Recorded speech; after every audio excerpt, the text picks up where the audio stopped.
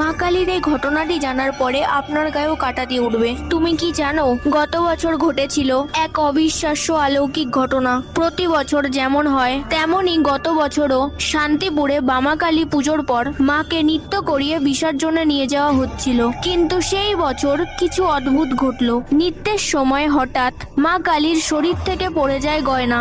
তখন সিদ্ধান্ত নেওয়া হয় এই বছর আর মাকে নাচানো হবে না, সরাসরি বিসর্জন দেওয়া হবে। কিন্তু যখন বামা কালীর মূর্তিটাকে তোলা হলো বিসর্জনের জন্য, মা কালী এত ভারী হয়ে গেলেন যে কেউ নড়াতেই পারল না। 10 জন 20 জন শত চেষ্টা করার পরেও মাকে কেউ একটু নড়াতে পারলেন না। তখন সবাই বুঝে যায় মা নিজে চান না বিসর্জন।